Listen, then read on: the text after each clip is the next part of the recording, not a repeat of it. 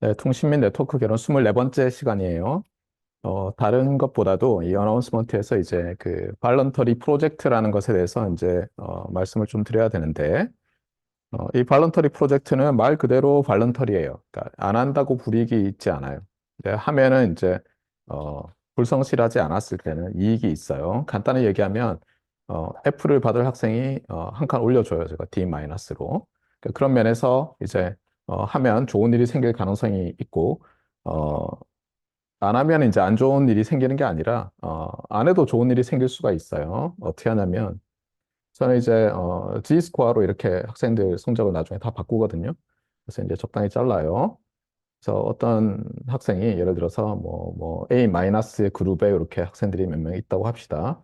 그런데 A 마이너스 그룹에 있는 마지막 학생이 이 발런터리 프로젝트를 열심히 했어요. 그러면 이제 A 제로가 되겠죠. 그러면 요 위에 있는 학생들도 다 같이 A 제로가 돼요. 아시겠죠? 예. 그렇다고 해서 A 플러스에 있는 학생이 A 제로에 있는 학생이 A 플러스가 되지는 않아요. 예.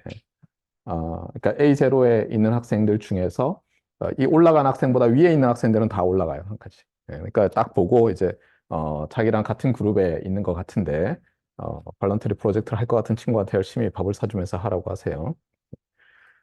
대신에 어떤 일이 있느냐? 그러니까 예전에도 그런 일이 있었어요. 어떤 학생이 이제 F인데 제가 봤을 때 뭐 발런터리 프로젝트에 대해서 제가 거의 한 2주, 3주 가까이 이제 2주, 그렇죠?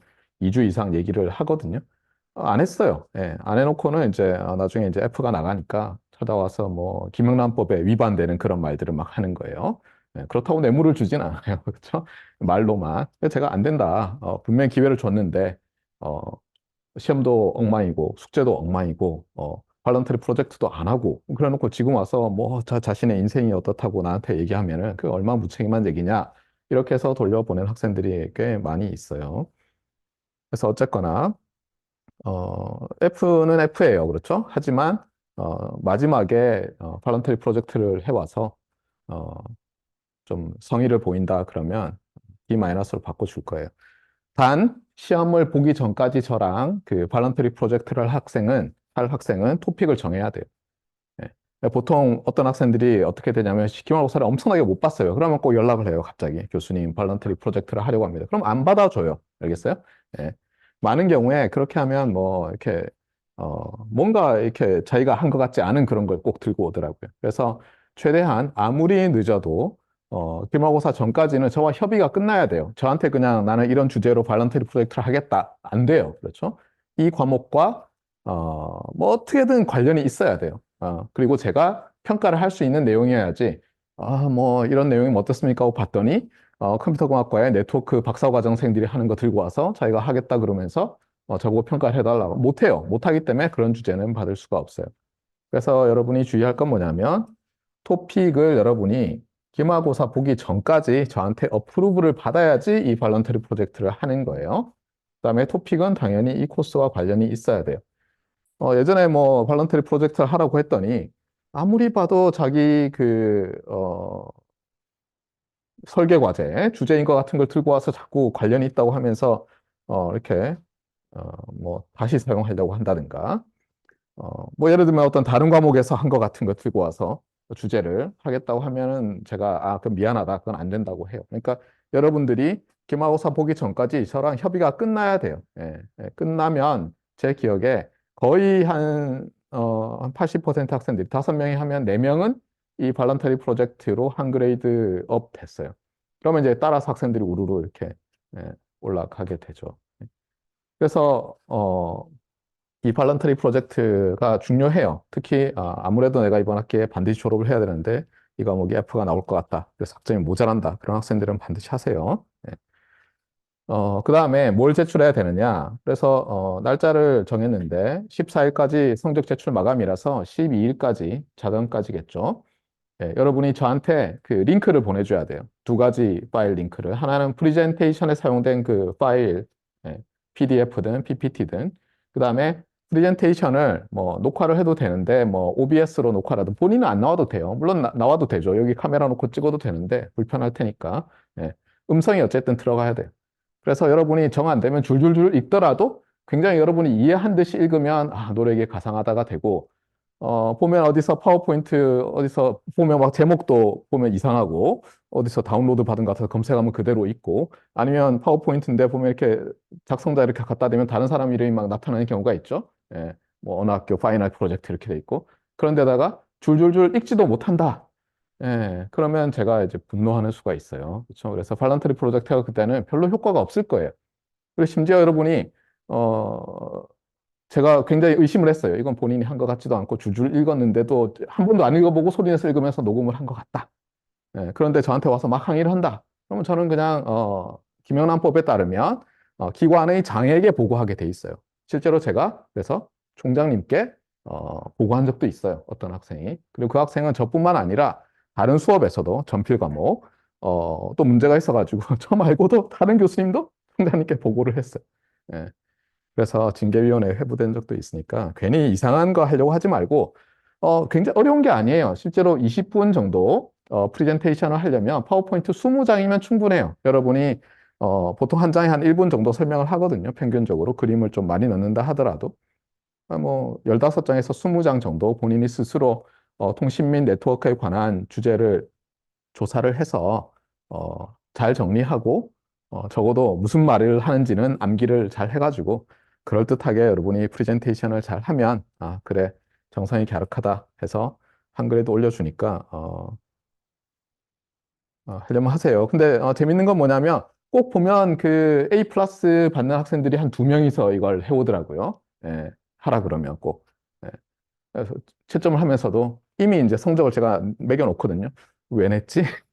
그래서 예, 들어보고는 더 올라갈 수가 없어요. 미안해요. A 플러스 플러스는 없으니까. 안타깝지만 그때는 안 올라가요. 알겠죠? 그래서 다시 말하지만 안 한다고 페널티가 전혀 있지 않아요. 저는 어떻게 하냐면 여러분 뭐 알겠지만 이 6월 12일 전에 이미 성적이 다 완료가 됐어요. 완료가 됐고 또 하나 주의할 게 있어요. 제가 이제 간혹 가다가 성적을 임시로 올려놓고는 어떻게 하냐면 발런터리 프로젝트를 하기로 한 학생들은 다 이렇게 하나씩 올려놓고 입력을 다 해놔요. 근데 실수로 제가 이렇게 세이브를 해놓는 수가 있는데 그러면 이제 학생들한테 보이나 봐요. 근데 어떤 학생이 한 명이 안 냈어요. 작년인가 뭐 무슨 과목에서. 그래서 다시 그 학생을 내렸어요. 그랬더니 이메일이 왔어요. 왜 성적이 내릴 거 같냐.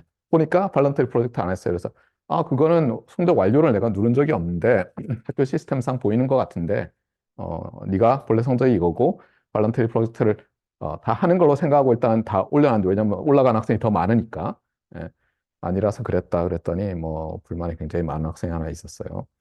자, 어쨌거나. 그래서 뭐 뭔지는 알겠죠? 주제를 미리 정하셔야 돼요. 주제를 정한다는 것은 제목만 하는 게 아니라 내용에 대충 어떤 게 들어갈지. 그러니까 여러분이 프레젠테이션을 하면 첫 번째 페이지에는 제목과 여러분 소속 뭐 이런 게 나오죠. 두 번째 페이지에 그 프레젠테이션의 아웃라인, 뭐 어떤 사람은 컨텐츠라고 하는데, 글쎄요, 뭐 아웃라인 이렇게 쭉 나오잖아요. 1번, 2번, 3번, 4번에 섹션 나오는데, 그 정도만 해서 저한테 보내주면 제가 보고는, 요거는 이렇게 고치자, 이거는 이렇게 하자, 뭐 이렇게 해서 보내줄 테니까. 그래서 둘이서 오케이 하기로 했어요. 발런터리 프로젝트를. 그러면 여러분은 해야 돼요. 예, 물론 안 내도 돼요. 안 내도 되는데 그럼 제가 좀 불쾌하겠죠. 예, 하기로 했으면 하는 게 좋을 거예요. 자, 그래서 발런터리 프로젝트에 대해서 오늘 자세한 얘기를 했고 아마 다음 시간부터는 그냥 발런터리 프로젝트 할 학생들은 빨리 연락해라. 그리고 여러분이 수업 끝나고 나서 와서 물어봐도 돼요. 이런 거 어떠냐? 생각나는 게 있으면. 네. 자, 그리고 이제 곧 수강 신청이 시작될 것 같아요. 그래서 우리 통신 및 네트워크 관련된 과목들을 쭉 보니까 이런 과목들이 개설이 되더라고요. 다음 학기에. 개설 안 되는 과목들도 많이 있는데, 참고로 요 제일 위에 거는 이제 제가 가르치기로 했어요. 제가 최근에 이 과목을 안 했는데 담당하시던 교수님이 연구년을 가시는 바람에 제가 한번 하기로 했어요. 후년에는, 그러니까 내년에는 안 가르칠 수도 있어요. 그다음에 통신 및 네트워크 실험은 항상 우리가 실험 기자재가 부족하다 보니까 한 5명, 많아 6명, 예, 뭐 이렇게 8명까지 하여튼 이렇게 제한을 하다 보니까 계속 인원이 넘쳐서 다음 학기에도 개설을 하기로 했어요.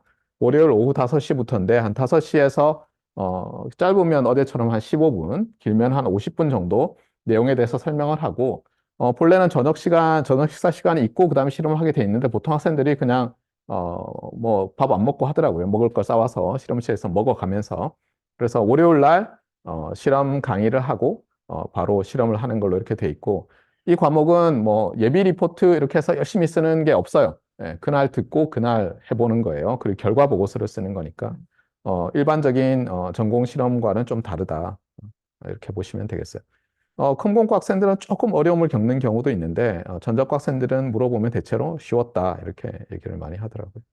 그다음에 여기서 나머지 과목들은 다 학부 과목이고 요거는 사실 이제 컴퓨터 공학을 위한 고급 확률 이론이라고 되어 있지만 전자과 학생들한테는 아마 학부 전자수학 수준이 아닐까. 그래서 들으면 또 학점이 더 올라가니까 한번 확률 공부를 한번 더 하겠다. 그러면 또 들어도 되겠고요. 그다음에 정보 이론은 조금 어려울 수 있어요. 정보 이론은 폼은 나는데 그렇죠? 좀 어려울 수 있으니까 주의는 하세요.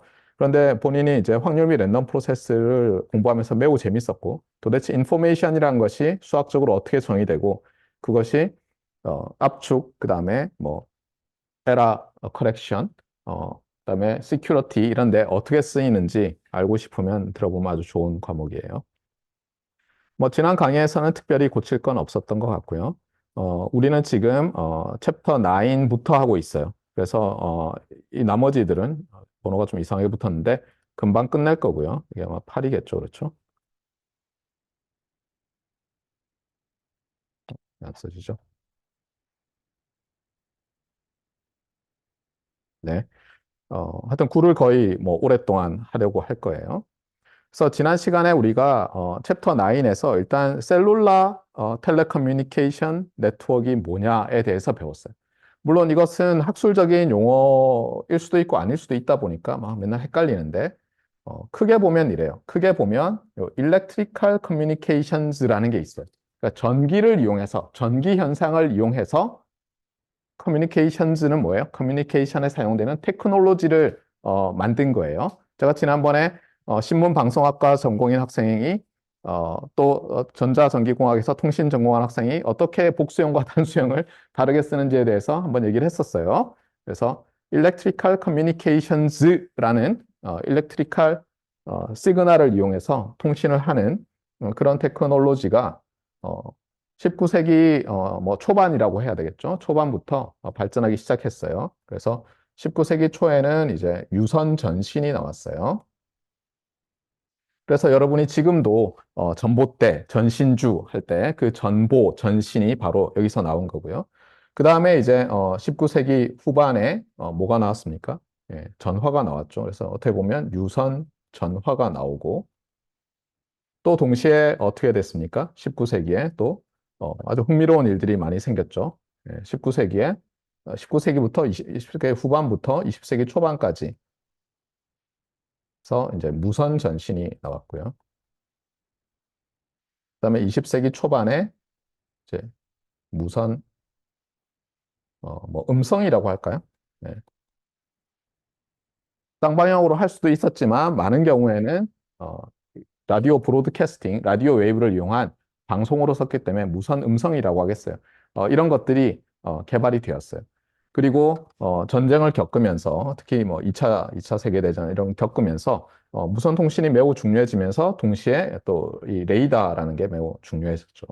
레이더의 R은 우리가 이 과목에서 주로 다루는 어, 전파를 이용한 무선 통신처럼 어, 전파를 이용하는 거예요. 그래서 이게 레이더라고 소문자로 쓰긴 하지만 사실 줄임말이죠. 그래서 레이디오, 즉 레이디오 웨이브로 할 때 레이디오고요. D는 이제 디텍션, 레이디오 디텍션 앤드 레인징 이렇게 해서 레이디오 웨이브를 이용해서 어떤 타겟이 있는지 없는지를 알아내고 또 거기까지 거리를 알아내는 게 레이더예요.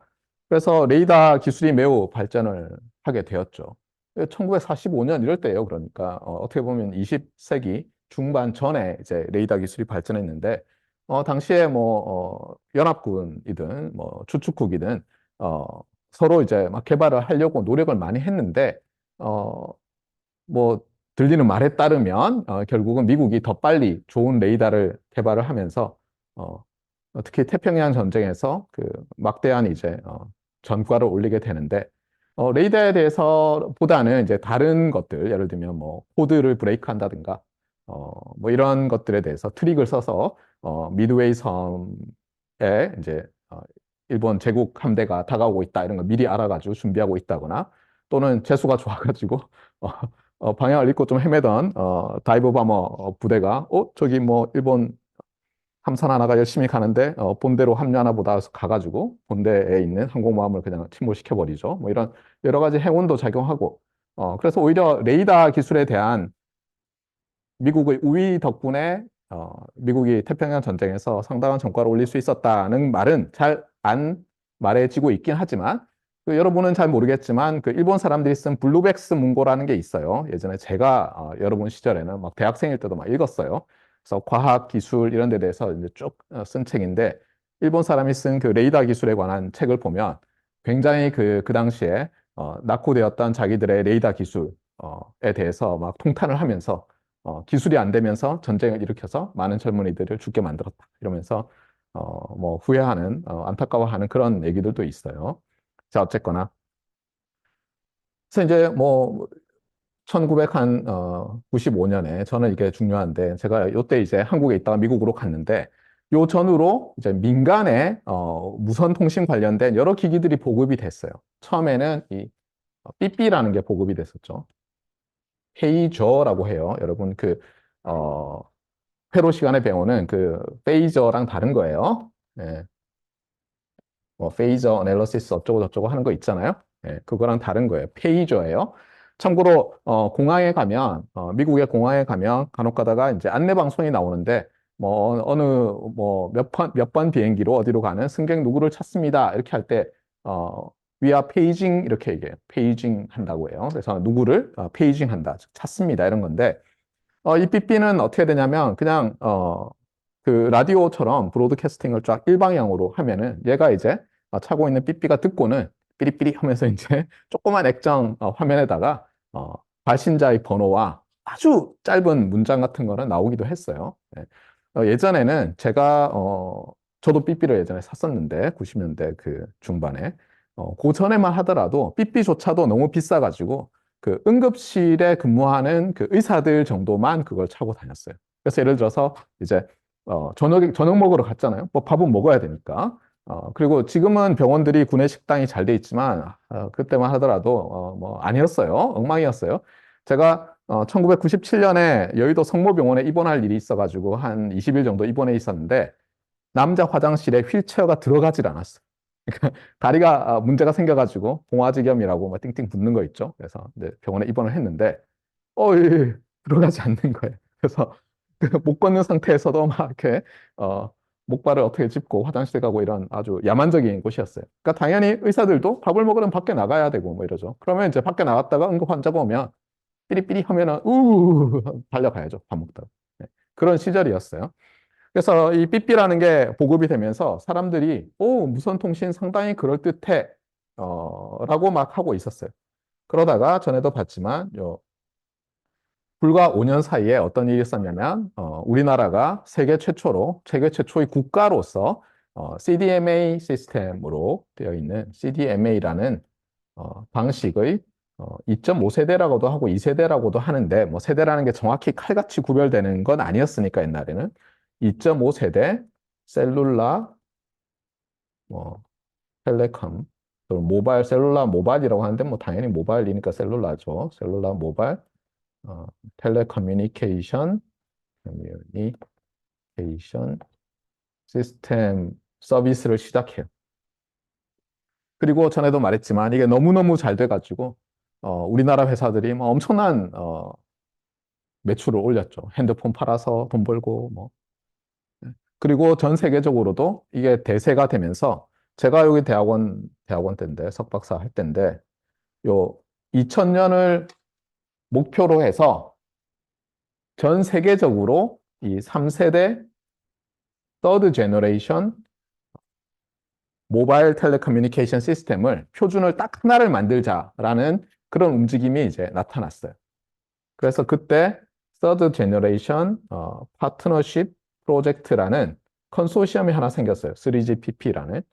그 놀랍게도 그게 서드 제너레이션 표준을 만들기 위해서 회사들끼리 뭉쳤다가 그 후에 우리 마음이 잘 맞는 것 같아 이러면서 지금까지 있어요. 이 3GPP라는 단체가. 그래서 여러분이 잘 아는 4G LTE 그다음에 지금 5G NR이라고 하는 표준들을 전부 이 놀랍게도 4G, 5G 표준이지만 3GPP라는 이름을 안 바꿨어요. 그렇죠? 예, 저 같으면 5GPP로 바꿨을 텐데 뭐 한번 지으면 안 바꾸죠. 예, 그래서 3GPP라는 단체가 계속해서 이 표준을 만들고 있고 여기에는 많은 회사들, 연구소들, 심지어 학교들도 들어있는데 학교들은 좀 들어가기 힘든 게 멤버십 피가 있어요. 왜냐하면 이 사람들도 컨퍼런스 같은 거 운영을 하는데 당연히 그럼 직원을 고용해야 될 거 아니에요? 상주 직원을. 그러다 보니까 학교들은 돈 내고 멤버십 가입하기는 굉장히 어려운 걸로 되어 있어요. 자, 어쨌거나 그래서 일단 대충 제가 일렉트리컬 커뮤니케이션의 히스토리, 그다음에 텔레커뮤니케이션이라는 것이 특히 이 셀룰라가 대충 2.5세대 CDMA부터 그다음에 3세대, 4세대, 5세대 이런 얘기를 대충 지금 했어요. 그림을 보면서 용어들을 좀 더 자세히 보도록 합시다. 셀룰라 네트워크 관련해서 가장 중요한 것은 이렇게 이게 셀을 그려놓은 그림이에요. 그래서 이 무선 통신 또는 이동 통신이라고 하는 것이 크게 셀룰라와 프리셀룰라로 나눠지는 거예요. 그러니까 셀룰라가 아닌 무선 통신 시스템과 셀룰라인 통신 시스템으로 나눠지는데 셀룰라인 통신 시스템은 어떻게 하자는 거였어요? 부족한 주파수 자원을 어떻게 갑자기 늘릴 수는 없으니까 어떻게 했어요? 전자전기 어떤 뭐 장치들은 대량 생산하면 가격이 싸지니까 기지국을 예전 같으면 남산에 하나 세우고 넓은 지역, 서울을 전체를 다 커버하려고 엄청나게 강한 파워로 출력을 냈을 텐데 그렇게 하지 않고 어떻게 했다고요? 조그만 지역으로 쪼갠 다음에 소출력의 기지국들을 셀 가운데 놓고 그 셀 안에 있는 유저들을 서비스하는데 그러면 뭐가 좋으냐? 그전에는 예를 들면 채널 한 뭐 10개 가지고 써야 되는데 이제는 프리퀀시 리유스를 하게 되면서 더 많은 서브스크라이버에게 서비스를 제공할 수 있게 되었다. 이런 얘기를 했어요. 그런데 문제는 뭐냐면 예전에는 이 셀루라폰이 굉장히 단순한 기능만을 했기 때문에 지금은 굉장히 복잡한 기능을 하죠. 근데 단순한 기능만을 했기 때문에 이 간섭에 그렇게 강인하지가 않았어요. 그래서 이웃하는 셀에서 같은 채널을 사용하지 못하니까 어때요? 저 모든 채널을 각각의 셀에서 다 쓰면 제일 좋을 텐데 그러면 이제 채널이 10개 있으면 어때요? 한 셀에서 10명이 갑자기 한 번에 사용하겠다고만 하지 않으면 문제가 없죠. 그리고 사람이 많아지면 셀을 점점 작게 하면 되죠. 실제로 아직도 그런 아이디어가 제일 중요하다고 주장하고 연구하는 사람들이 있어요. 예를 들면 뭐 들어봤을지도 모르지만 피코셀, 피코, fem토 이러면 뭔가 우리가 작을 때 쓰는 단위죠. 뭐 밀리, 마이크로 뭐 이렇게 쭉쭉쭉 가잖아요. 예, 나노 이렇게 가듯이 피코셀, fem토셀 그러면 셀 사이즈를 매우 작게 하는 거예요. 근데 왜 작게 하겠어요? 뭐 두 가지 이유죠. 하나는 작아지면 작아질수록 어때요? 커버하는 에리어가 작아지니까 소출력으로 해도 되고 소출력으로 하면 어때요? 더 많은 유저들이 그 프리퀀시 채널을 쓸 수 있으니까 사용자 수를 증가시킬 수 있게 되는 거죠. 간섭이 적으니까 성능도 좋아지고. 여기서는 지금 세븐 셀 패턴을 보여주고 있어요. 그래서 가운데 헥사고날 셀이 있고 주위에 6개가 이렇게 둘러싸고 있는데 요거를 가지고 이렇게 테슬레이트를 하면 전체 2차원 평면을 다 커버할 수 있는데 문제는 여기서는 어때요? 그냥 기하학적으로 세븐 셀 패턴이 있으면 프리퀀시 리유스 팩터 7분의 1로 즉 그러니까 전체 할당된 채널 중에서 각 셀에서 7분의 1의 채널을 그래도 쓸 수 있도록 이렇게 시스템을 만들 수 있겠구나. 좋구나. 이렇게 생각할 수 있는데 문제는 이게 평평한 아무것도 없는 공간이 아니죠. 산도 있고 사람이 많은 지역도 있고 이렇다 보니까 실제로 이 초창기에는 셀룰라 시스템의 초창기에는 셀 플래닝이라는 게 굉장히 중요한 일이었다고 했어요. 그런데 전에도 말했지만 CDMA라는 우리가 퀄컴과 함께 우리나라가 개발한 2.5세대 셀룰라 표준은 이 프리퀀시 유스 팩터를 1로 거의 할 수 있다 라는 장점 때문에 셀 플래닝에 따르는 버든도 많이 줄어들고 매우 파퓰러해진 그런 상황이었어요. 초창기에는 대부분이 이제 보이스 트래픽 위주였어요. 그래서 기존의 이 퍼블릭 스위치트 텔레폰 네트워크라는 집 전화망이 있는 거죠. 예, 거기에 보이스 신호가 왔다 갔다 하는데 어, 우리 셀룰라 사용자들도 결국 대부분 원하는 데이터가 보이스 트래픽이기 때문에 결국은 이 셀 사이트에 있는 기지국에서 신호를 받아서 PSTN에 연결해 주는 것이 이 시스템이 할 일이었어요. 그런데 어떻게 됐습니까? 사람들이 반드시 전화만 해야 되는 건 아니죠. 지금도 여러분이 뭐 문자, 카톡 같은 거 훨씬 더 많이 보내잖아요. 그때는 어떻게 했냐면 단문 메시지는 보낼 수 있었는데 그걸 요금을 굉장히 많이 받았어요. 그래서 이제 사람들이 불만을 갖기 시작했어요. 뭐 이러냐? 아이, 그거 뭐 어떻다고. 실제로 그리고 그 단문 메시지를 아주 짧은 거 넣잖아요. 근데 실제로 그게 뭐 특별히 돈을 더 팔아야 할 그런 거 아니었어요, 실제로. 그런데 이제 어쨌든 뭔가 사람들이 원하는 것을 서비스를 제공하면 요금을 받아낼 수 있을 때는 언제나 뜯어먹게 돼 있죠. 그래서 사람들 불만이 참 많았어요. 그러다가 아까도 말했지만 이 4G 시스템을 만들자, 4세대 표준을 만들자고 하면서 그때부터는 아예 데이터 트래픽이 중요해질 거라고 생각하고 설계를 새로 해요. 그래서 어떻게 되냐면 뭐 천천히 보겠지만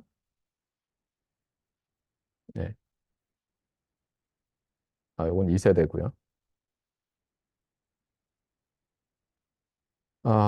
네, 요 페이지에 없고 여기 있네요. 여기. 요게 이제 4G LTE 시스템의 네트워크 구조예요. 지금 보면 이해가 잘 안 갈 텐데 간단히 얘기하면 인터넷과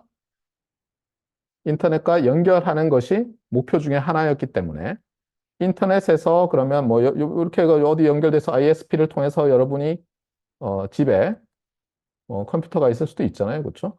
얘가 여러분 핸드폰에 연결되기를 원하는데 일단 집에 있는 컴퓨터는 더 인터넷에 연결이 돼 있으니까 결국은 더 인터넷과 연결하는 게 이제 또 중요한 일이 됐어요.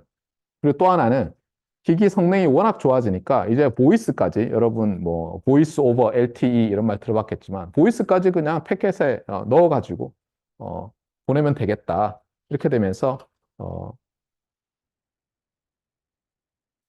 점점 이 보이스 위주였던 트래픽을 데이터 위주 트래픽으로 그래서 아예 나중에는 보이스가 그냥 데이터 트래픽의 일종이 되는 그런 네트워크로 개발을 해왔어요. 그래서 이 부분은 이제 나중에 볼 텐데 간단히 얘기하면 4세대부터는 이게 이제 라디오 액세스 네트워크 RAN이라고 해요. 뭐 RAN이라는 사람도 있는데 그다음에 이쪽은 코어 네트워크라고 해요. 그래서 어 4세대 이후의 셀룰라 텔레커뮤니케이션, 셀룰라 모바일 텔레커뮤니케이션 네트워크는 두 가지로 구성이 되어 있다고 보면 돼요. 크게. 라디오 액세스 네트워크와 코어 네트워크. 그러니까 서브 네트워크인 거죠. 그렇죠? 큰 네트워크가 있고 그 안에 서브로 코어 네트워크가 라디오 액세스 네트워크라는 두 개로 되어 있어요. 그래서 여러분들이 이 라디오 액세스 네트워크에서 일어나는 일이 뭐고 코어 네트워크에서 일어나는 일이 뭔지를 이 시간에 쭉 배울 거예요. 자, 앞으로 다시 돌아옵시다. 그래서 다시 한번 얘기하지만 초창기에는 이 퍼블릭 스위치트 텔레폰 네트워크에 연결하는 게 목표였기 때문에 전체적으로 이 표준이 이 라디오 액세스 네트워크에 해당하는 부분 그때는 그런 말도 없었어요. 제가 대학원 다닐 때는 그냥 CDMA는 라디오 액세스 네트워크, 코어 네트워크 이런 말 안 했어요. 예.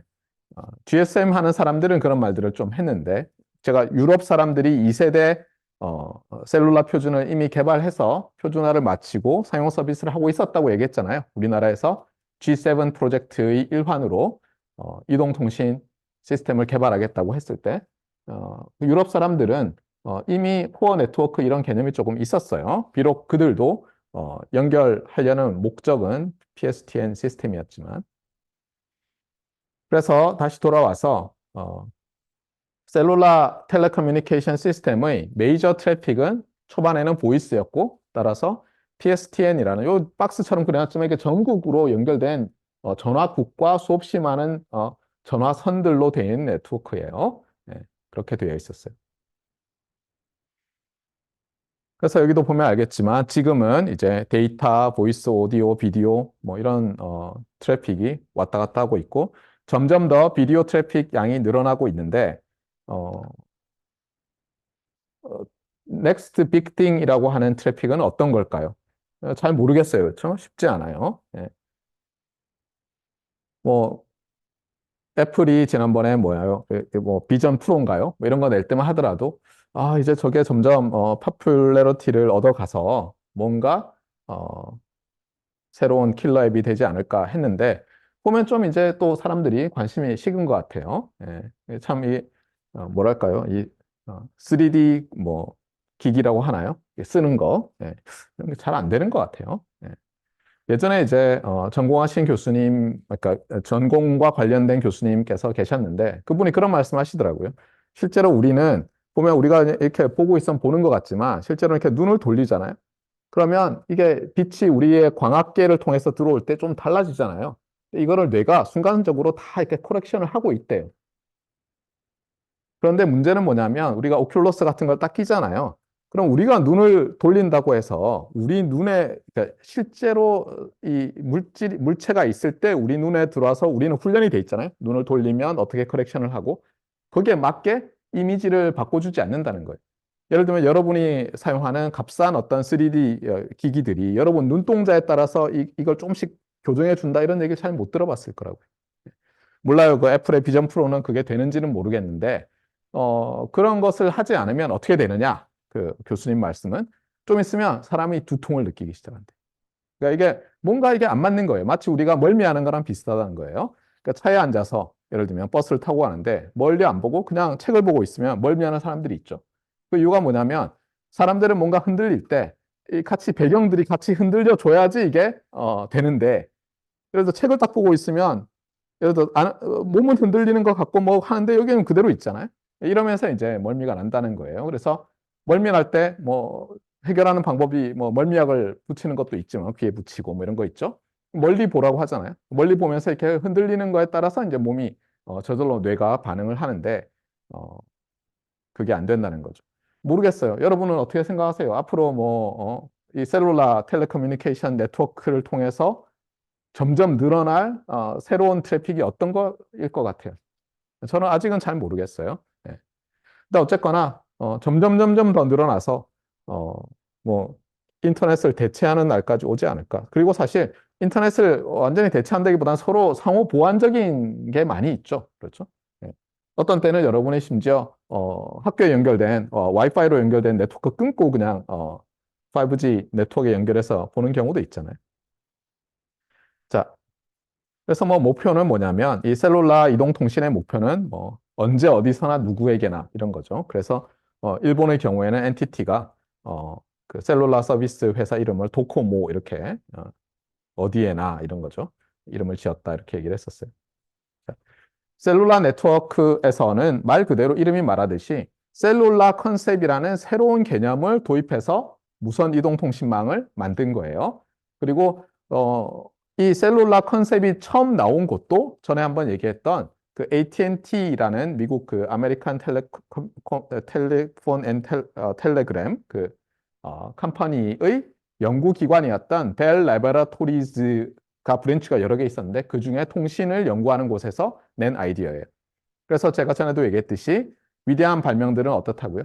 예. 기존에 부족한 자원이 있는데 그것을 남아도는 자원으로 리플레이스 해버리는 거죠. 네. 그렇게 함으로써 남아도는 자원은 가격이 쌀 테니까 없는 자원을 막 만들어내는. 네. 그래서 셀룰라 컨셉이 매우 중요하고 아까도 강조했듯이 결국은 조그만 리전으로 쪼개고 전력을 작게 하자는 게 목표잖아요. 네. 그러려면 뭐가 필요해요? 인프라스트럭처를 깔아야 되겠죠. 네. 그런 문제는 있지만 뭐 사람들이 항상 다니고 충분한 그 레버뉴를 뽑아낼 수 있는 그런 상황이라면 충분히 할 만한 시스템인 거죠. 그래서 기억할 것은 셀룰라 컨셉, 그다음에 두 개의 용어, 프리퀀시 리유스와 셀 플래닝 이런 단어들을 꼭 기억해 달라고 했어요. 그래서 이 부분은 됐고요. 자, 그다음에 이제 각 셀에 대해서 생각을 하면요. 편의상 육각형으로 그리면 여기 이제 보통 높은 곳에다가 설치를 했어요. 서울 시내 가보면은 여러분이 평소에는 그냥 이렇게 적당한 높이만 보지만 좀 조금만 높게 보세요. 그러면 곳곳에 기지국 안테나들이 있죠. 뭐 어떤 상가 옥상에 있다거나 아파트 옥상에 있다거나 우리 학교에도 보면 LG동 옥상에도 기지국 장비들이 올라가 있는데 예전에 어쨌든 안테나들이 이제 아래로 약간 틸팅이 되어 있고요. 120도 이렇게 셀을 이렇게 쪼갰어요. 옛날에 세 개로. 네. 대충 개념상. 그래서 아래로 틸팅이 돼 있는데 우리 유저들은 예를 들면 뭐 자동차에 타고 있다거나 아니면 뭐 손에 들고 있다거나 이렇게 되기 때문에 요 기지국을 향해서 가는 전파가 가는 방향을 업링크라고 하고요. 기지국에서 아래로 오는 것을 이제 다운링크라고 해서 크게 셀룰라 통신망에서 이 라디오 액세스 네트워크에는 어, 라디오 웨이브가 전파되는 방향을 생각하면 두 개의 링크가 있는 거예요. 그래서 업링크는 요걸 예전에는 모바일 스테이션이라고 했어요. 각각을. 얘는 베이스 스테이션. 그래서 제가 기지국수 얘기를 했었죠. 기지국. 저는 축구 선수 아니에요. 이동국이라고 했어요. 네. 이동하는데 경상도 사람들 알아듣죠. 이동국과 이동국은 알죠. 그렇죠? 예. 그래서 얘는 이제 이동국이라고 했고 모바일 스테이션. 얘는 기지국이라고 했어요. 예. 그래서 여러 모바일 스테이션들이 셀에 있고 기지국은 이제 전파를 쏴서 다운링크 신호를 만들어내고 각각의 이동국들은 자기가 전파를 쏴서 업링크 신호를 만들어내는 거예요. 그래서 업링크, 다운링크는 줄여서 UL, DL 이렇게 사용을 하는데 전파는 혼간섭에 취약하다고 했잖아요. 그러다 보니까 처음에는 어떻게 했냐면 이쪽이 이제 주파수 대역이면 정부로부터 내가 주파수 대역을 할당을 받잖아요. 그러면 예를 들면 뭐 업링크를 요 낮은 대역에 다운링크를 높은 대역에 이런 식으로 배치를 했어요. 그러니까 뭐냐면 여러분이 frequency allocation 뭐 코리아, 사우스 코리아, 뭐 SK텔레콤, KT, LGU 플러스 이렇게 해서 검색을 하잖아요. 그러면 이미지 검색을 하면은 어, 4G나 3G 옛날 문서들을 보면 저렇게 각 회사가 두 개의 밴드, 적어도 나중에는 뭐 4G가 되면서 여러 개가 되기도 하는데 업링크, 다운링크를 서로 이제 따로 이렇게 받아서 주파수 영역에서 프리퀀시 도메인 상에서 디비전을 해서 프리퀀시 디비전 듀플렉싱, 업링크, 다운링크를 듀플렉싱을 한 거예요. 서로 간섭이 없도록. 그래서 FDD 방식으로 많이 했는데 어, 그 유럽 사람들이 만들었다는 그 2G, GSM이라고 해요. 이게 프랑스 말이에요, 본래는. 근데 뭐 그래서 뭐 글로벌 뭐 시스템 뭐 모빌레 뭐 이렇게 돼 있는데 뭐 헷갈리니까 영어로 글로벌 시스템 포 모바일 이렇게 뭐 영어로도 부르더라고요. 근데 이 GSM이라는 표준은 처음부터 이제 TDD로 만들었어요. 이유는 잘 모르겠어요. 제가 이미 대학원에 들어갔을 때는 뭐 이거는 이미 상용화되어 있는 제품이었고 다 사람들이 그 다음 제너레이션 연구를 막 하고 있었죠. 네. 그래서 FDD 방식으로 초창기에 많이 FDD 방식이 많이 사용이 됐어요. 그래서 우리와 퀄컴이 개발한 한국과 퀄컴이 개발했던 CDMA1이라고 나중에 붙였는데 그 CDMA 표준 거기서도 FDD 방식으로 업링크, 다운링크를 프리퀀시 도메인상에서 구별을 해놨고 4G LTE에서는 표준에는 FDD도 되고 TDD도 되고 뭐 이렇게 다 서포트하게 돼 있었는데 우리나라에서는 정부가 주파수를 그 회사들에게 셀룰라 서비스 회사들에게 팔 때 두 개씩 줬어요. 쌍으로. 여기는 업링크, 여기는 다운링크로 쓰세요. 이렇게.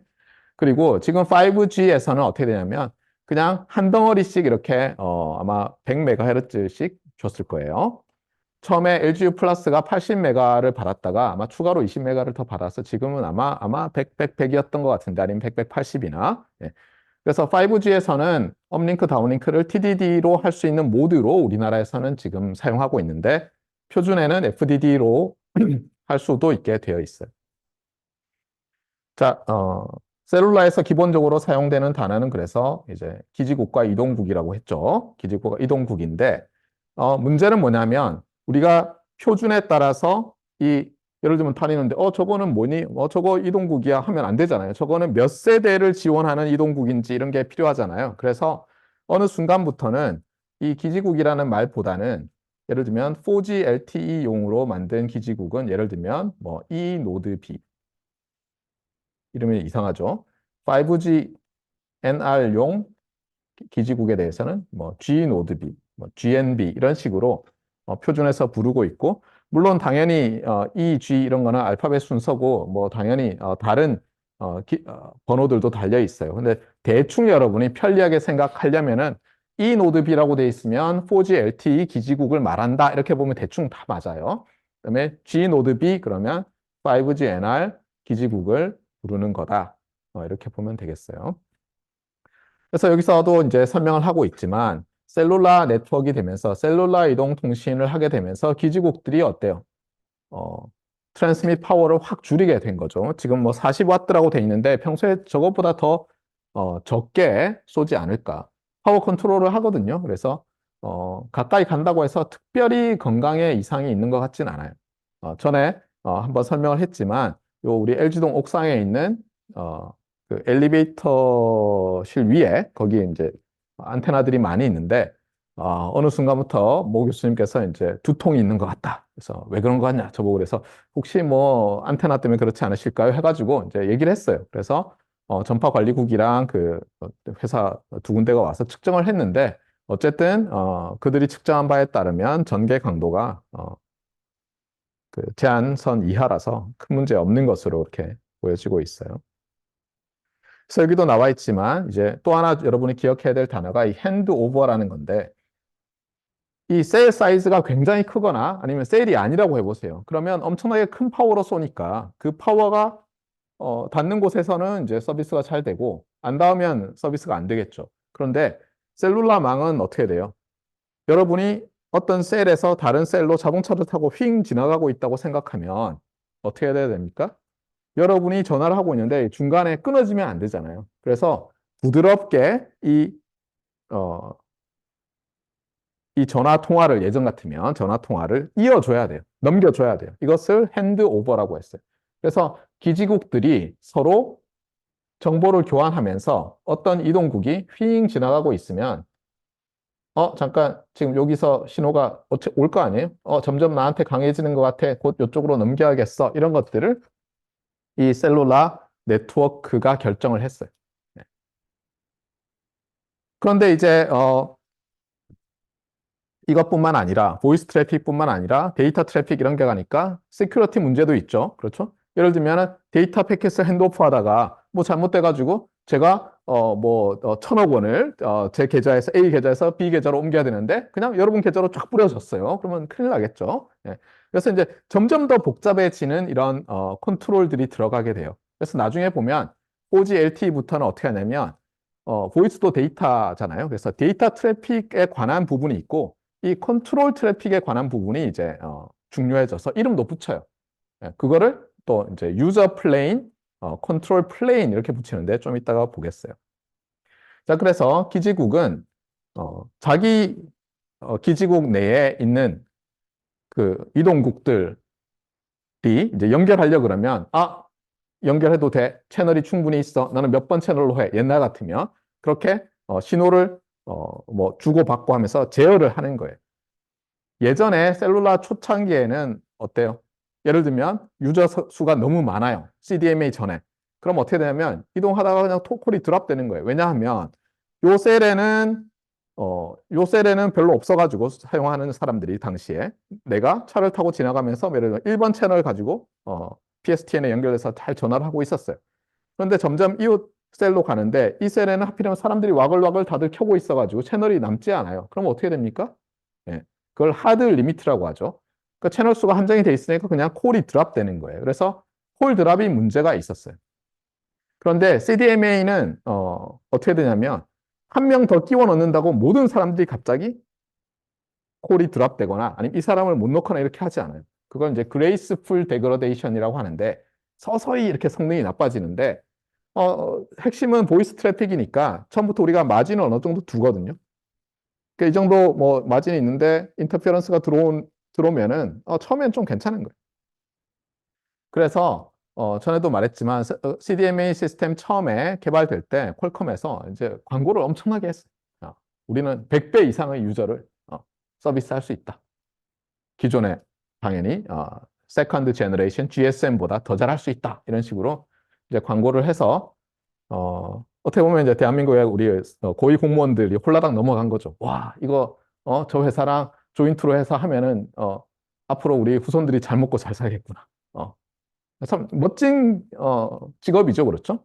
전 국민들한테 1,000원, 10,000원씩 뺏어요. 자, 그럼 얼마죠? 5천만, 약간 깨졌다고 하지만 5천만한테 10,000명씩 하면은 10,000원씩 뺐으면 5천억인가요? 예. 5천억을 만들었어요. 그래가지고 어떻게 합니까? 공무원들이 하는 게 예. 계획을 세워가지고 어디 쓰자 이렇게 하는 게 고위 공무원들이 하는 거죠. 예. 저는 어릴 때 저희 아버지께서 뭐 고위 공무원이 되라는 뜻으로 공무원이 되라고 하셨어요. 예. 공무원이 되라. 근데 저는 이제 당시에 어릴 때는 이렇게 상대하는 공무원들이 어때요? 예. 요즘은 이제 동사무소라는 말을 안 쓰지만 이제 동사무소에 있는 공무원들을 보니까 저는 뭐 그렇게 인생이 별로 재밌는 것 같지 않아서 안 하겠다고 했는데 제가 이제 군대를 갔다 와서 복학을 하니까 선배들 그다음에 동기들이 공무원이 되겠다고 이제 공부를 하더라고요. 그래서 뭐 하냐 그랬더니 기술고시라는 걸 봐서 고위 공무원이 되겠다는 거예요. 지금은 행정고시 기술직이라고 하고요. 뭐 한번 도전해 봐도 괜찮아요. 예전에는 포항공대에서는 이 강의에 대한 접근성 혼자 공부하기 어렵잖아요. 있어가지고 학생들이 유학 가는 것도 잘 안 가고 영어 학원이 없어요. 뭐 이제는 핑계 안 되죠, 그렇죠? 인터넷 강의가 다 있으니까 뭐 기술고시 행정이었더니 학원이 없어 이런 말 이제 하나도 안 통해요. 그런데도 어떻게 된 일인지 학교 분위기가 그냥 공부하고 대학원 가는 거 말고는 다들 별로 안 하려는 것 같아요. 유학도 안 가고 유학 왜 안 가냐 그러면 공인 영어 시험 보기 싫어서 뭐 옛날에 한참 그런 게 많았어요. 학교에서 그냥 자체 시험으로 영어 인증 패스해 주니까 토플 본 적이 없는 거예요. 토플 시험 본 적 없다. 대부분이에요? 아니면 이제는 봐요? 예. 하여튼 그거 별로 안 좋아요. 그래서 여러분들이 포항고대 좋은 점도 있지만 나쁜 점들이 확실히 있으니까 거기 너무 바운드 되지 마세요. 자, 어쨌거나 다시 돌아와서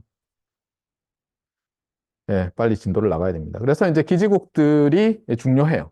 기지국 장비가 중요하고 그다음에 그러면 이동국들은 어떻게 하느냐? 여러분이 예를 들어서 핸드폰을 켰다고 하시는데 지금은 항상 켜놓죠, 그렇죠? 근데 옛날엔 딱 키면은 얘가 처음엔 들어요. 마치 우리 와이파이랑 비슷해요. 와이파이 액세스 포인트가 브로드캐스팅을 하고 있죠. 그러면 이제 듣잖아요. 그런 것처럼 먼저 들어요. 그래서 다운링크 신호를 들어요. 다운링크 신호에 여러 컨트롤 시그널들이 있어요. 나는 예를 들면 기지국 몇 번이고 뭐 어떻게 하라는 정보들이 막 오면은 그걸로 타이밍도 잡고 해가지고는 액세스 프로브라는 걸 날려요. 나 이거 이제 너한테 통신하고 싶은데 문제는 모르잖아요, 얘는. 브로드캐스팅 하고 있는 정보만 가지고 이제 액세스 프로브를 날리면 걔를 이제 딱 잡으면 그때부터 잡았다는 게 결국 이제 타이밍을 어콰이어하고 충돌이 안 일어나고 그래서 항상 보면은 액세스를 처음에 할 때는 약간 랜더마이즈드 액세스, 알로하 비슷한 그런 기법들이 아직도 사용이 되고 있어요. 그래서 뭐 기지국에 가서 붙는다 이런 말을 쓰는데 그래서 가서 붙으면은 그다음부터는 이제 서로 왔다 갔다 신호를 주고받으면서 트래픽 데이터도 주고받고 컨트롤 데이터도 주고받으면서 끊김 없이 서비스가 잘 되는 거죠. 그래서 여기도 있지만 처음에 액세스 프로브로 날릴 때는 슬로티드 알로하랑 상당히 비슷해요. 컨텐션 베이스드로 이제 할 수밖에 없고 왜냐하면 기지국은 어떤 이동국이 지금 액세스 프로브로 날릴지 모르니까. 그다음에 또 하나 이제 기억해야 될 게 이 셀룰라 컨셉에서는 기지국들이 무조건 센 파워를 내는 게 좋지 않죠. 예전에 이제 굉장히 큰 에리어를 커버할 때는 사람의 건강을 해치지 않는 이상은 센 파워를 내는 게 좋겠죠. 그렇잖아요. 그래서 실제로 저는 예전에 성준가요? 우리 처음에 나오는 저기에 무슨 뭐 사드 레이더 때문에 난리를 칠 때 그런 생각이 들었어요. 저 사람들 중에서 일부는 예를 들면 포항에 있는 우리 MBC 방송국에 있는 그 안테나에 있는 거 있잖아요.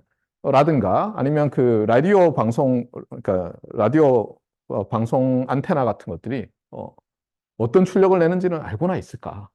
왜냐하면 걔들은 그냥 킬로와트 단위는 그냥 아무것도 아니에요. 엄청난 출력을 내요. 실제로 지금 우리는 요즘 FM 라디오, AM 라디오 거의 안 쓰지만 실제 여기도 뭐 엄청나게 강한 방송 전파가 날아다니고 있어요, 실제로. 그래서 좀 사실 좀 이해가 안 갔어요, 저는. 자, 어쨌든 그래서 이 파워 컨트롤이 왜 중요하냐? 일단 두 가지인데 하나는 기지국이 하는 파워 컨트롤이에요. 너무 세게 보내면 안 돼요.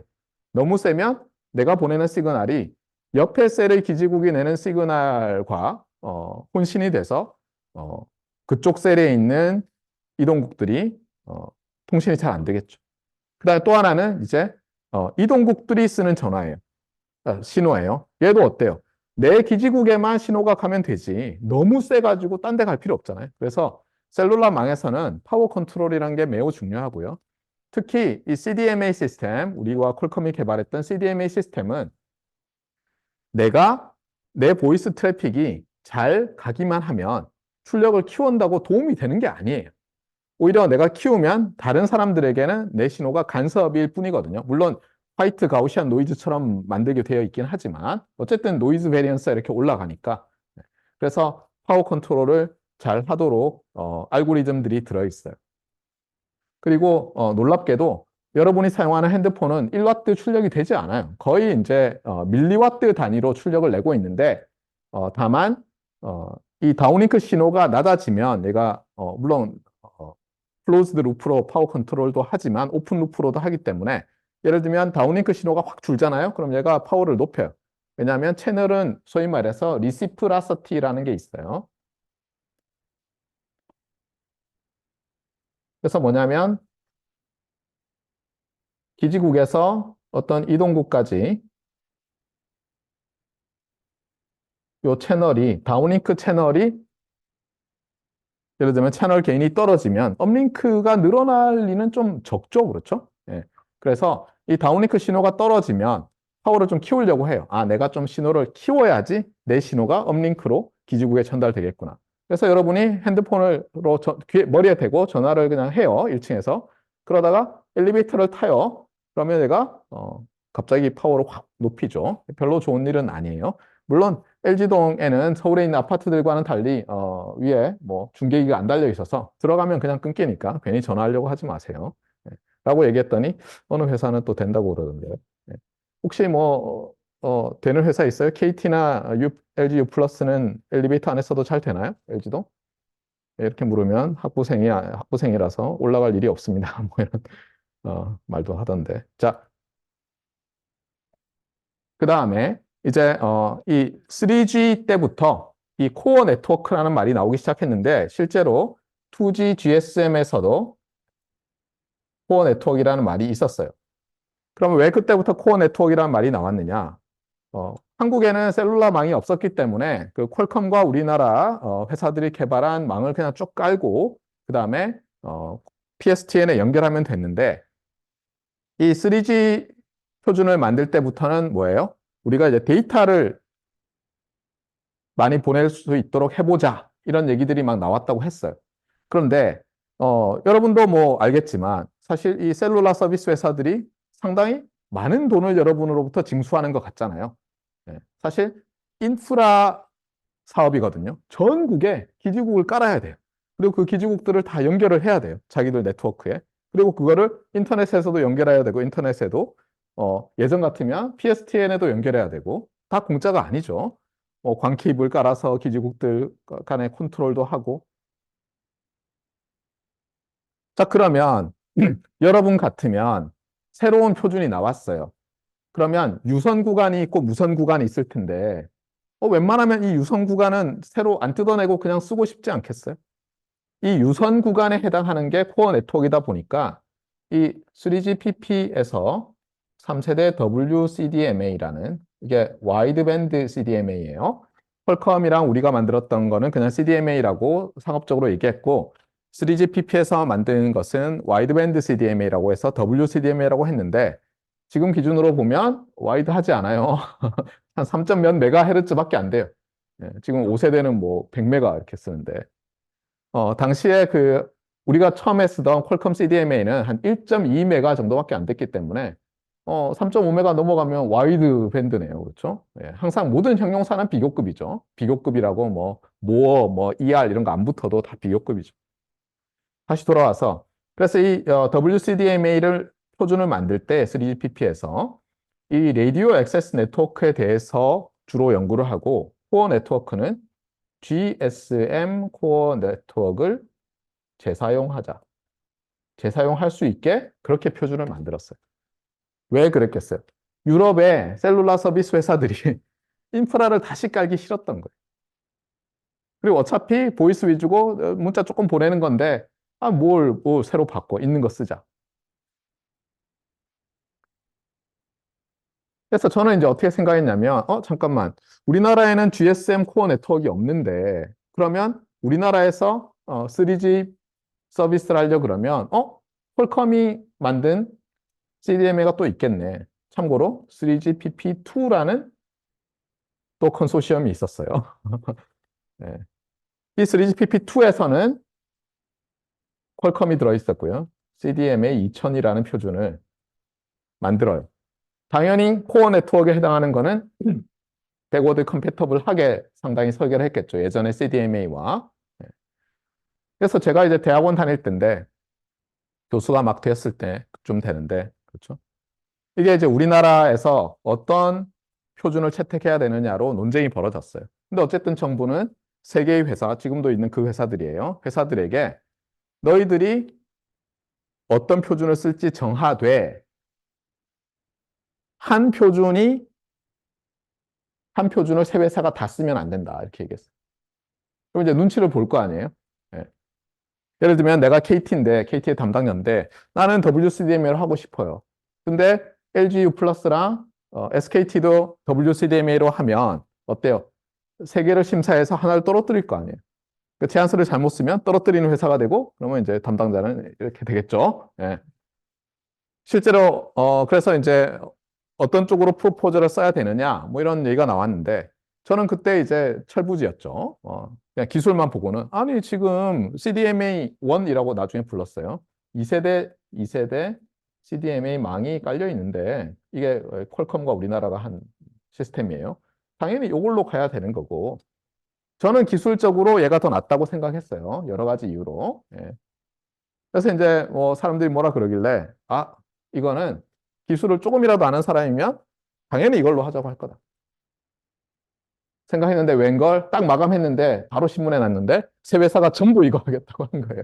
그래서 바로 망신살이 뻗쳐서 그다음부터는 어디 무슨 인터넷에 무슨 전문가라고 나서질 않았어요. 그다음부터는 이제 그냥 아저씨죠. 그렇죠? 아무 정치 얘기나 하는 그런 사이트에 가서 떠들지 이제 뭐 어디 통신 관련돼서 어디 가서 햄 교수님네 뭐 안 하기로 했어요. 그렇죠? 네. 바보가 됐어요. 근데 이유 중에 하나가 뭐냐면 유럽 회사들은 당연히 어때요? 코어 네트워크를 쉐어하는 WCDMA를 원하겠죠. 왜냐면 새로 인프라를 깔 이유가 없으니까 와이어리스 구간만 바꿔치기 하면 되잖아요. 지금도 어때요? 지금도 이 셀룰라 회사들이 돈을 안 쓰려고 난리잖아요. 돈을 최대한 안 쓰면서 여러분의 주머니에서 더 많은 사용료를 받으려고 난리인데 옛날에는 안 그랬겠어요? 예. 인프라 산업은 돈이 많이 들어요. 거대 자본이 필요해요. 예. 근데 그 거대 자본 어, 조금 덜 들이면 엄청난 천문학적인 이익이 발생하는데 이걸 하겠어요? 당연히. 그리고 또 하나는 이거였어요. 우리나라는 그런데 어땠어요? 새로 깔아야 되잖아요. 근데 그때 이제 뭐 저는 그렇게 생각해요. 결국은 광고 때문이었다. 이런 얘기가 있어요. 그러니까 예를 들면은 생각해 보세요. 여러분이 예를 들면 뭐 KT 회사인데 WCDMA를 하고 있는데 SKT가 예를 들어서 CDMA 2000을 한다고 해보세요. 그러면 당시에는 지금 여러분 핸드폰에는 어때요? 여러 표준들이 다 들어있어요. 여러 표준들을 모두 서포트하는. 근데 옛날에는 안 그랬어요.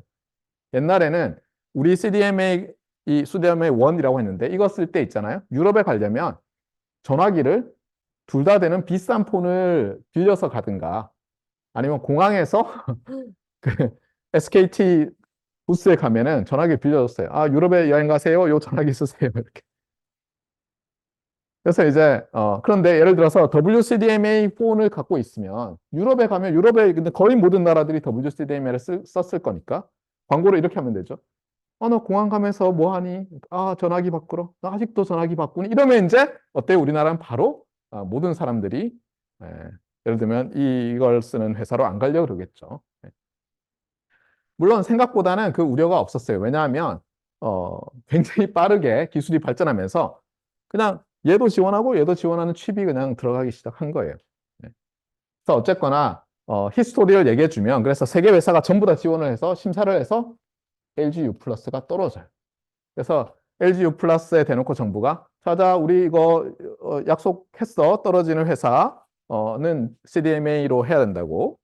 그래서 LG U 플러스가 울며 겨자 먹기로 이제 이걸 하려고 했는데 제가 알기로는 그때 뭐죠? 2008년 금융위기 뭐 이런 것도 터지고 경기가 안 좋으니까 그냥 뭐 돈이 많이 드는데 어쩌고저쩌고 한 것 같아요. 그래가지고 나중에 이 CDMA 2세대 CDMA를 요거랑 비슷하게 조금씩 표준을 바꿔 나가거든요. 근데 요걸 하면서 자기들이 한 걸로 해서 때우고 뭐 벌금 내고 해서 넘어가다가 4세대 딱 나오니까 어때요? 예, 그냥 LTE 시스템으로 넘어가면서 그냥 구렁이 담 넘어가듯이 넘어간 걸로 알고 있어요, 저는. 예. LG로서는 다행인 거죠. 자, 어쨌거나 그래서 코어 네트워크와 레디오 액세스 네트워크라는 용어는 아까도 설명했듯이 잘 기억을 해야 되겠어요. 셀룰라 텔레커뮤니케이션 네트워크는 두 개의 서브 네트워크로 나눈다면 그 한 가지 방법이 레디오 액세스 네트워크와 코어 네트워크로 나누는 거고 코어 네트워크를 유선망, 레디오 액세스 네트워크를 무선망이라고 보면 대충 맞는데 그러면 레디오 액세스 네트워크는 유선 구간이 없느냐? 당연히 있어요. 그러니까 무선이 있는 그 근처에 있는 쪽이 이제 레디오 액세스 네트워크란 얘기지 무선 있는 데만 레디오 액세스 네트워크란 말은 아니에요. 아까 제가 이노드 B, G노드 B 얘기를 했었죠. 이게 LTE의 기지국이고 얘가 NR의 기지국이라고 얘기를 했었어요.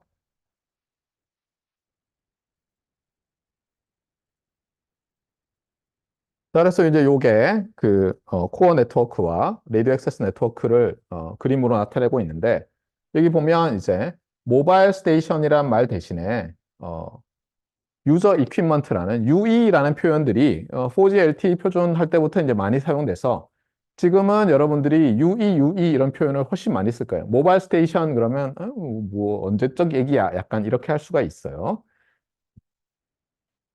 그리고 여기에 보면 이제 그래서 예를 들면 요거는 이제 사람이 들고 있는 핸드폰이에요. 요게 요게 크게 그렸지만 그 다음에 요게 이제 건물의 옥상에 있는 기지국 안테나들인 거예요. 그래서 여기서부터 요 구간 또 여기서부터 요걸 포함하는 하지만 유저 이퀴먼트가 아닌 부분이 레디오 액세스 네트워크를 이루고 있는데 여기 보면은 이제 뭐 이름 이렇게 돼 있긴 하지만 중요한 건 뭐냐면 여기에 안테나가 우리 눈에는 가장 잘 보이는 핵심이긴 하지만 당연히 그 안테나에는 어때요? 그 안테나에서 라디오 웨이브를 일렉트리컬 시그널로 바꾸고 또는 거꾸로 바꾸고 그 다음에 디지털 시그널 프로세싱을 하는 부분이 있겠죠. 박스 같은 게. 예. 그거를 요거라고 보면 되겠는데 용어는 지금은 필요 없어요. 또 다 바뀌었으니까. 그리고 이때만 하더라도 어때요? 여기 코어 네트워크에 주로 보이스 위주로 돼 있고 여기 있지만 PSTN에 연결하는 게 중요했고 처음에는 뭐 연결 안 돼 있었어요. 나중에 이제 연결한 거죠. 인터넷에도. 자세한 것은 이제 4G LTE 네트워크 구조 할 때 다시 나올 거예요. 그래서 스테이션에서 예전에 이제 스테이션이라고 불렀던 이유는 뭐냐면 지금도 뭐 국이라고 하는 거 있잖아요. 이게 스테이션인데 방송국 하는 것도 스테이션이고 브로드캐스트 스테이션인 거죠. 예. 한자로 뭐 어떻게 되던가요? 뭐 이렇게 되던가요? 기억이 잘 안 나요. 예. 그래서 여러분이 예를 들어서 전파를 내는 어떤 실험 장치를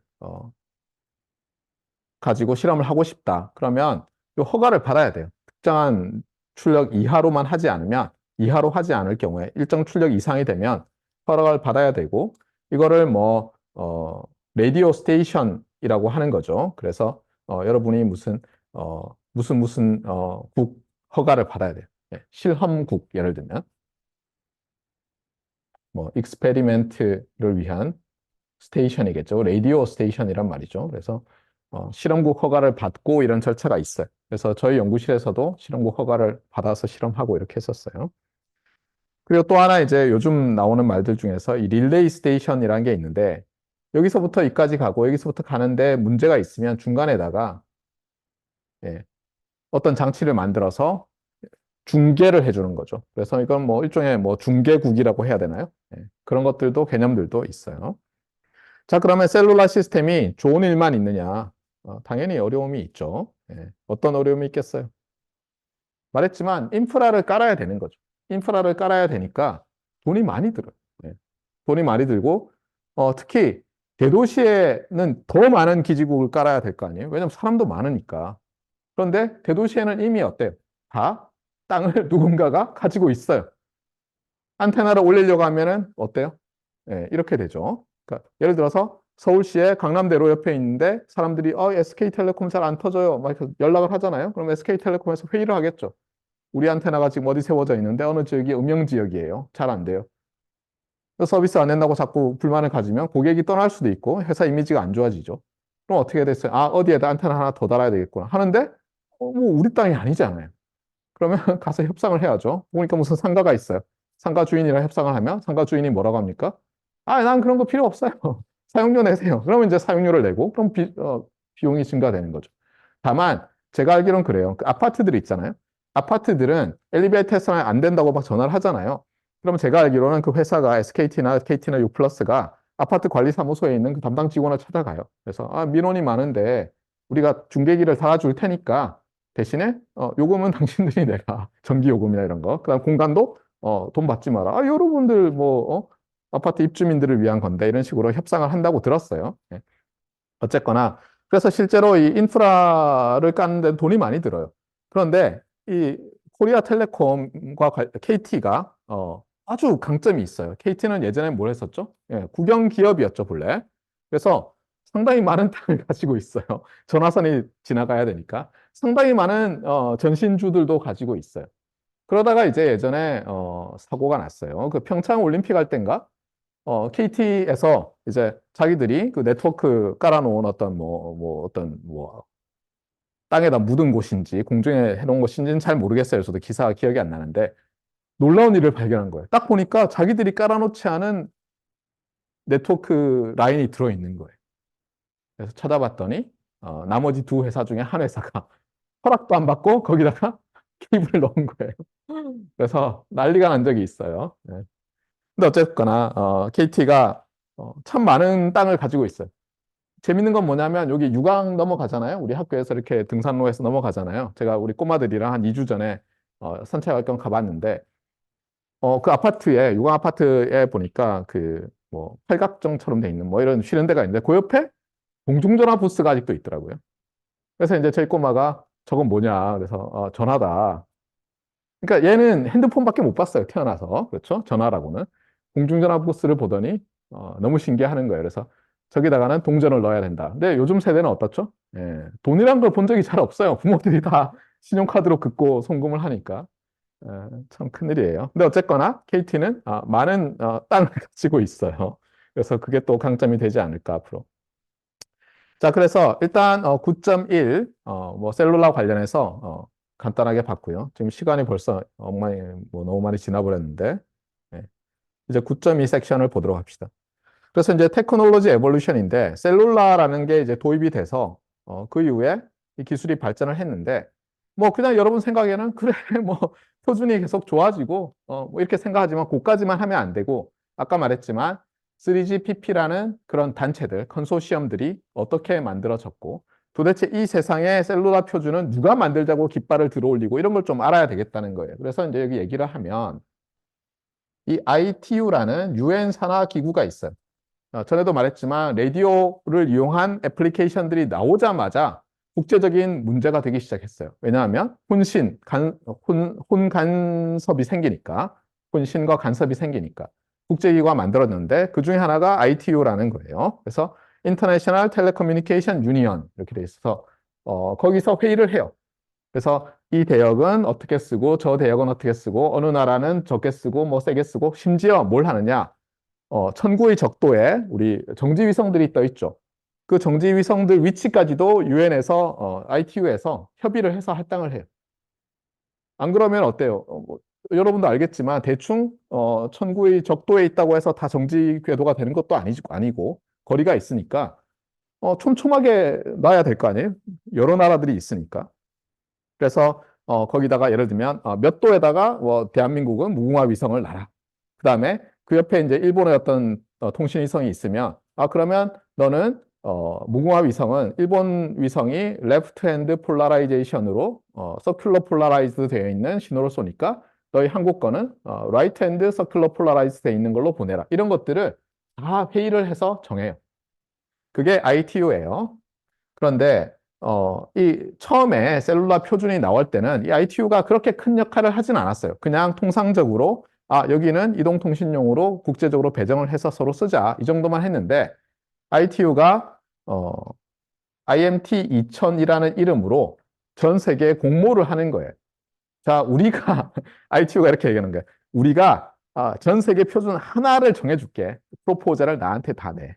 언제까지? 이렇게 한 거예요. 그게 IMT 2000이라는 거예요. 그래서 2000년에 정말 서비스를 이제 시작하려고 공모를 했어요. 그래서 제가 대학원 다닐 때 인터넷 찾으면 그때 이제 인터넷 검색도 되고 이랬잖아요. 그 회사들의 프로포절이 3GPP의 프로포절, 3GPP2의 프로포절 이런 게 막 어베일러블 했어요. 자, 그래서 본래는 ITU가 이 표준을 전 세계 표준을 하나만 만들려고 그랬어요. 왜냐하면 그래야지 사람들이 어느 나라에 가나 셀룰라폰 하나 가지고 쓸 수 있을 거 아니에요. 근데 문제가 뭐였어요, 아까? 유럽 사람들은 이미 깔려 있는 2G GSM 코어 네트워크를 그대로 쓰고 싶어서 그걸 그대로 쓰는 표준을 만들었는데 뭐 GSM 표준을 쓰지 않는 나라에서 그런 표준을 만들 리가 없잖아요. 근데 표준들이 그래서 제각각 나온 거예요. 유럽 사람들 입장에서는 GSM 코어 네트워크를 안 쓰는 표준으로 선정되면 기분 나쁘겠죠. 아니, 우리 보고 다 새로 깔란 말이야? 그리고 예를 들면 미국을 중심으로 한 3GPP2에 퀄컴이 있으니까 미국은 뭐 그냥 객관적으로 관망하는 척 하지만 뭐 이렇게 하고 대한민국도 정부가 적어도 하나는 해야지 CDMA 2000에다가 퀄컴 CDMA 해야지 약간 이러고 있었던 거예요. 그래서 결국은 ITU가 처음에 자기들이 주장했던 것과는 자기가 공언했던 것과는 달리 표준을 여러 개를 정해요. 그래서 CDMA 2000도 표준이 되고 WCDMA도 표준이 되고 그것 말고도 두 개인가가 더 됐어요. 3G 표준으로. 다만 각 나라마다 선택을 이제 하는데 WCDMA가 유럽에서는 당연히 쫙 선택이 됐겠죠. 그리고 우리나라에서도 CDMA 2000과 WCDMA 중에서 적어도 한 회사씩은 둘 다 하라 그랬더니 전부 다 WCDMA 하겠다고 했다가 LGU 플러스가 밀려서 CDMA 2000을 하게 되는 그런 일이 벌어졌어요. 자, 그리고 3G에서는 어쨌든 핵심이 보이스가 위주긴 하지만 데이터도 잘 보낼 수 있도록 그렇게 디자인을 하라라고 되어 있었어요. 자, 오늘 일단 여기까지 합시다.